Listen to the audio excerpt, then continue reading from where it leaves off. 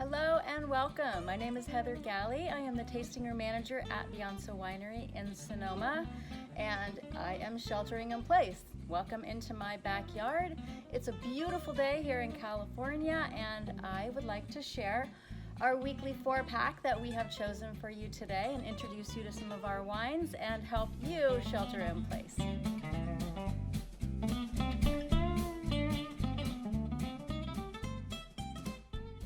So the first wine that I will be sharing with you today is the Viansa 2018 Pinot Grigio. It's nice, light, crisp, perfect for a summer day like today. We have a beautiful 78 degrees here in sunny California.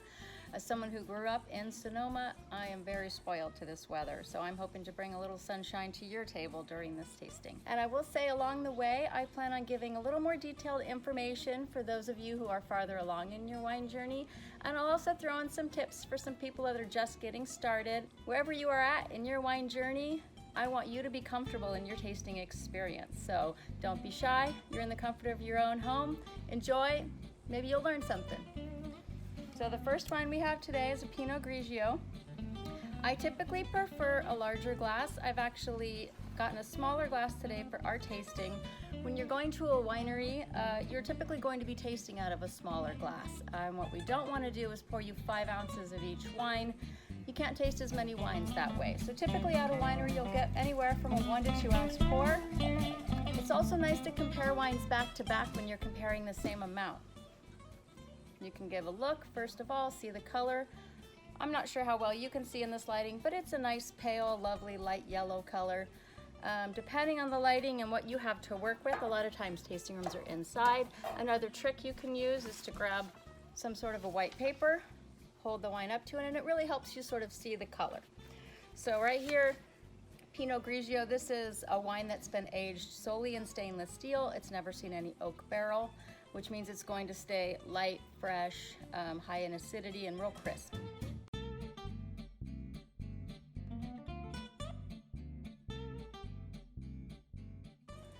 What I like to do is smell my wine before I give it any swirling. That way I can sort of ascertain how strong of an aroma it has naturally. So it's nice and light, a lot of citrus on this, definitely some lemon, a little bit of tropical notes on it as well. So then I'm going to give it a little swirl. This does a couple things for me. It aerates the wine, releases the aromas, also gives me a little bit of an idea of the body of the wines. There's not a lot clinging to the glass, which is telling me that it's probably going to be lighter in body, which I would expect for a Pinot Grigio. So, time to taste.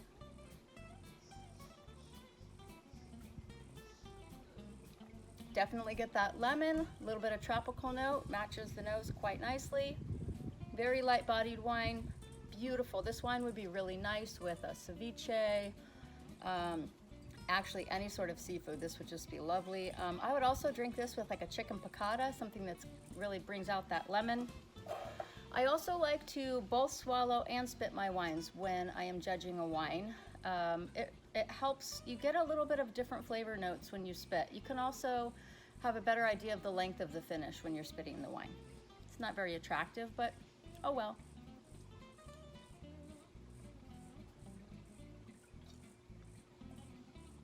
Beautiful crisp finish on this wine. You really get that high acidity on the back end, leaves you wanting more.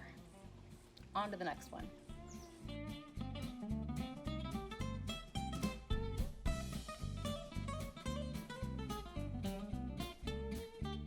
The second wine in our selection is the 2014 Reserve Pinot Noir. This is one of my favorite wines. In general, I'm a huge fan of Pinot. Growing up here in Sonoma, it's one of the very few regions that truly grows a fabulous Pinot Noir. The Pinot grape is a little persnickety. It does not grow very well in many climates. It likes a moderate climate. In Carneros, we do have a particularly large amount of wind, especially in the afternoons, which is awesome for Pinot Noir. Pinot Noir is a thin-skinned grape, so the winds really cause it to sort of build up that skin.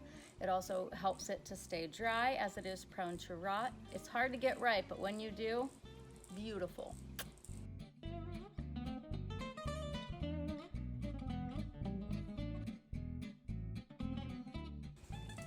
So first thing, again, I'm just going to give it a look. It's a beautiful medium ruby color. Quite a bit of berry aroma on the nose. On this one, I get some currant, some of that red berry.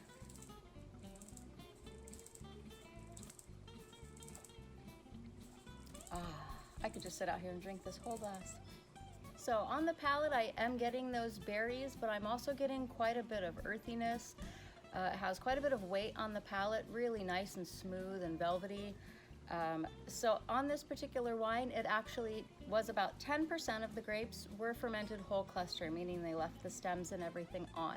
What that does is it gives it a little bit more of a woodsy note, which I prefer. I realize that's a preference, but I really like that earthy, woodsy Pinot. It's just perfect.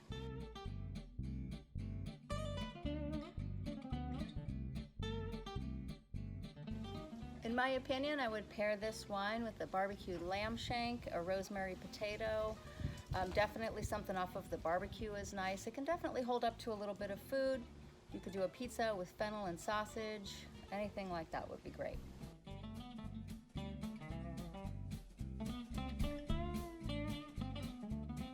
All right, as we head up the scale, we're now introducing our Grenache. This is 100% Grenache grapes. It is fermented in barrel. It's fermented in French oak barrel for 18 months. About 35% new French oak, so quite a bit of barrel on this. The Grenache is a pretty heavy grape and it can take it. Now just a little tip for you. If you're uncomfortable swirling a wine up in the air, it's completely acceptable. Just gotta smell it before I swirl it. It's completely acceptable to just swirl it on the counter. Don't feel like you gotta get fancy. No reason to be sloshing it out of your glass if you're not comfortable with it. Totally fine.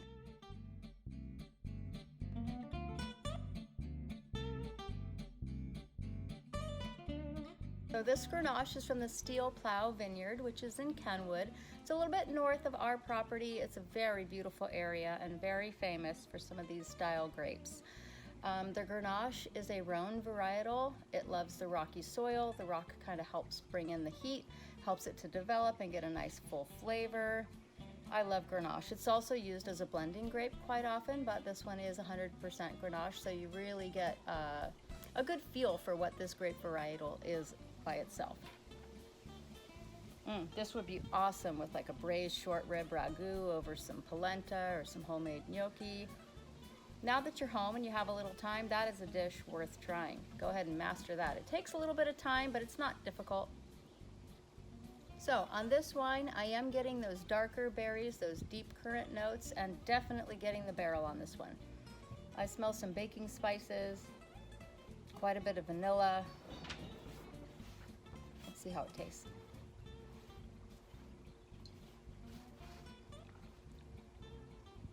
All right, so now we're getting a much bigger, richer mouthfeel. The tannins are coming through on this one.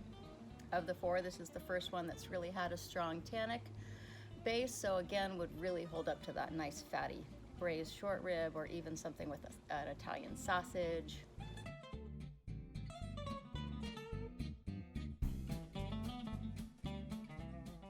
All right, let's try the finish here.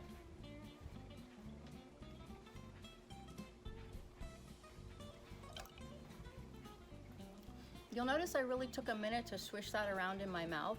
That really allows the tannins to have more contact with your gums, which is really where you're gonna pick that up.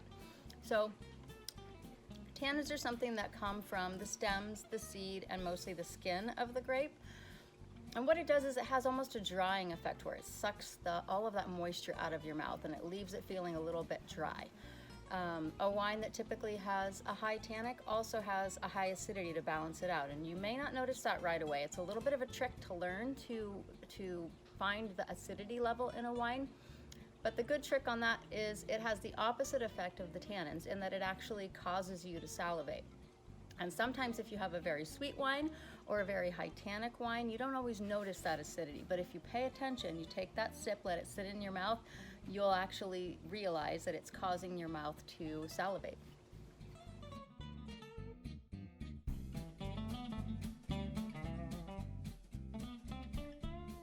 All right, the last wine that we're gonna go through is our Signature Series 2016 Cabernet Sauvignon.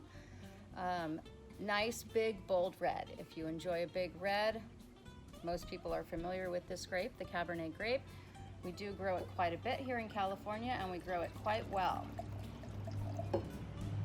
Now you will notice a little tip here that I have cut the foil directly below. Please don't hurt my feelings and leave the foil on there when you open it. And you also don't want to leave it up onto the lip. So, you know, impress your friends, cut it correctly. And all you have to do is just grab a regular waiter's corkscrew and just score right underneath there. It tears right off. Give the bottle a little wipe with a cloth and you're ready to go. You look like a professional.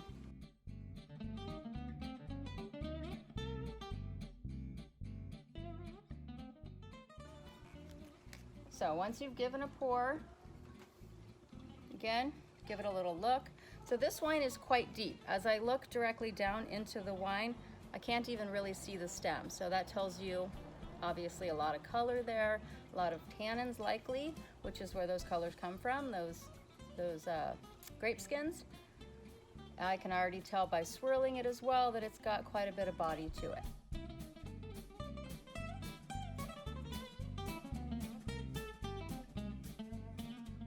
Smells incredibly fresh for how much is going on. So this wine is a little more complicated on the nose.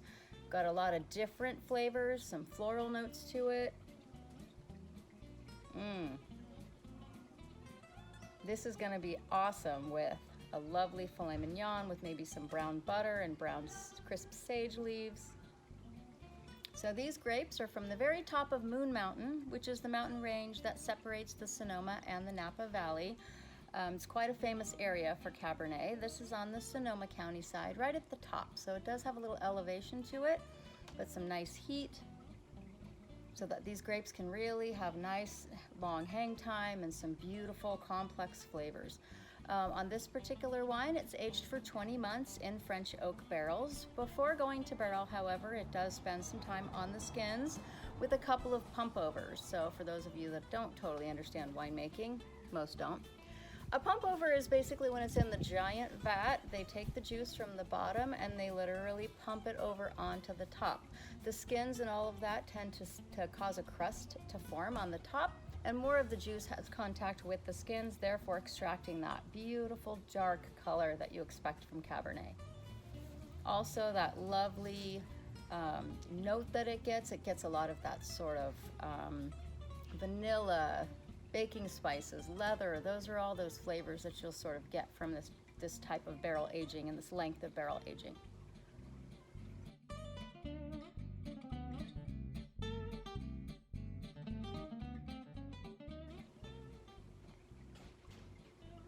Beautiful long finish on this wine. This is a gorgeous wine. So with that, I'm gonna take a break and drink the rest of it.